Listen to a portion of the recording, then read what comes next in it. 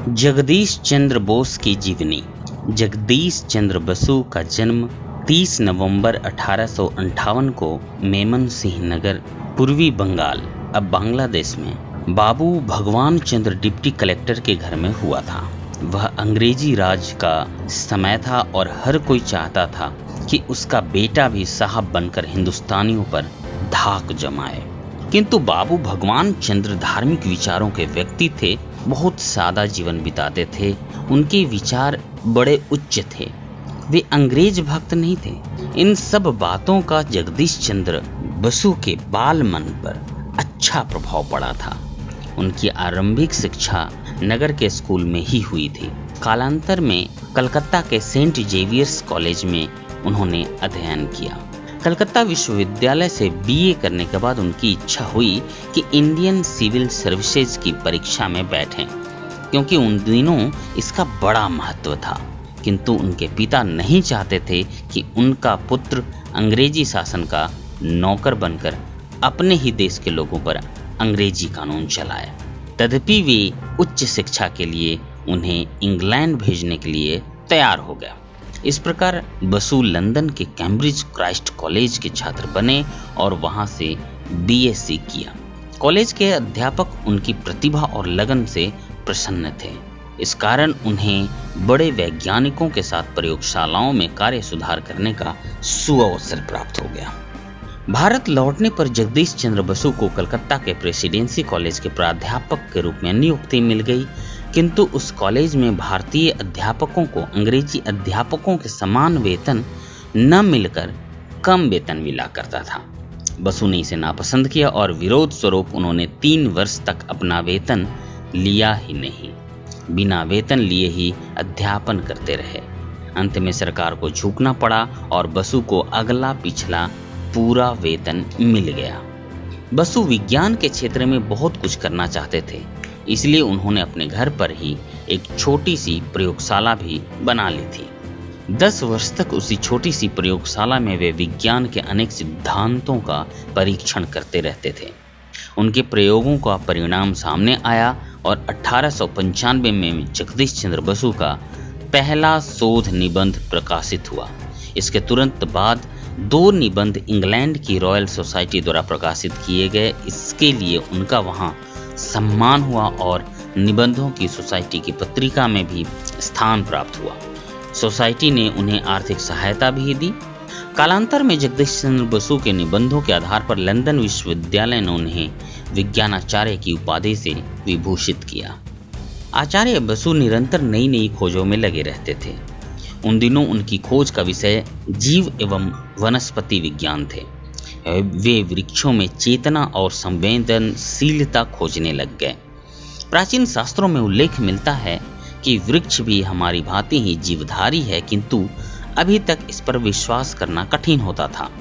आचार्य बसु ने अपने अनुसंधान द्वारा यह सिद्ध कर दिया कि जिस प्रकार किसी जीवधारी को शरीर को चोट का अनुभव होता है, उसी प्रकार पेड़ पौधों को भी होता है। अपने अनुसंधान की पुष्टि के लिए बसु ने एक यंत्र बनाया था, जिससे वनस्पतियों में आघात होने पर स्नायुओं द्वारा होने वाले अनुभव का पता लग सकता था। इस यंत्र का नाम था रेसोनेट रिकॉर्डर। पश्चिम के वैज्ञानिकों ने बसु के इस सिद्धांत पर विश्वास ही नहीं किया। हाँ, इंग्लैंड के प्रोफेसर जब इस तरह के कुछ प्रयोग दिखाए तो वे वैज्ञानिक उसे ही महत्व देने लगे। तब आचार्य बसु इंग्लैंड गए। इससे पहले उन्होंने रॉयल सोसाइटी को अपने आविष्कारों के विषय में सूचना दे दी थी। वहां पहुंचकर बसु ने अपनी सूचना का दावा प्रस्तुत करके प्रयोग को वैज्ञानिकों के सम्मुख प्रस्तुत किया। उसे देखकर वे सभी वैज्ञानिक आश्चर्यचकित रह गए जो पहले उनका विरोध कर रहे थे।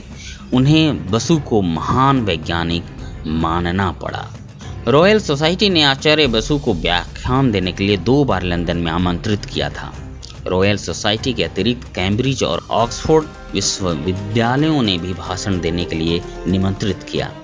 यूरोप के अनेक देशों ने भी उन्हें अपने यहाँ व्याख्यान देने के लिए आमंत्रित किया।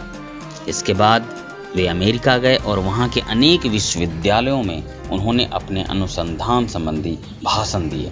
सन 1917 में आचार्य बसु ने कलकत्ता में बसु विज्ञान मंदिर की स्थापना की। इस विज्ञान मंदिर में न केवल भारतीय अपितु विदेशी वैज्ञानिक भी अध्ययन करने के लिए आते रहे और आज भी आते रहते हैं। बसु ने response in the living and non living तथा the nervous mechanism of plants नामक 2 पुस्तकों की रचना भी की थी। उन्होंने रेडियो तरंगों पर बहुत काम किया। यद्यपि बसु वनस्पति शास्त्री के रूप में अधिक प्रसिद्ध थे, किंतु वे मूल रूप से भौतिक शास्त्री थे। विज्ञान जगत में क्रांतिकारी आविष्कार तथा प्रकृति के रहस्यों को स्पष्ट करने के लिए आचार्य बसु का नाम बड़े सम्मान के साथ लिया जाता है। उन्होंने आजीवन विज्ञान की सेवा की जो भारतीयता से ओतप्रोत थी। वे चाहते थे कि भारत में भी विदेशों की भांति वैज्ञानिक अनुसंधान हो और भारतीय युवक इस दिशा में अधिक परिश्रम और लगन से जुट जाए, दूर देश में जाकर वहां के लोगों को अपनी ओर आकृष्ट करें। वे भारतीय वैज्ञानिकों की हर संभव सहायता करते थे और इसे वे अपना पुनीत कर्तव्य मानते थे। मानव शरीर रहस्य का पुतला है, इसका कब क्या हो जाए कोई नहीं जानता। आचार्य बसु सन 1937 में अस्वस्थ हो गए, रोग बढ़ा और 23 नवंबर 1937 को इस महान पादप वैज्ञानिक के जीवन का अंत हो गया। किंतु उनकी स्मृति के रूप में बसु विज्ञान मंदिर आज भी विद्यमान है। वह अंतिम समय में अपने जीवन भर की कमाई जो लगभग 15 लाख रुपए थी, इसी मंदिर को अर्पित कर गए हैं। इस मंदिर में आज भी देश विदेश के वैज्ञानिक आकर अनुसंधान कार्य में संलग्न रहकर आचार्य बसु की स्मृति को बनाए रखते हैं। दोस्तों, इसी तरह की इंटरेस्टिंग और ऐतिहासिक जानकारी के लिए हमारा चैनल हिस्टोरिकल इंडियन को आज ही सब्सक्राइब करें और बेल आइकन को प्रेस करना ना भूलें।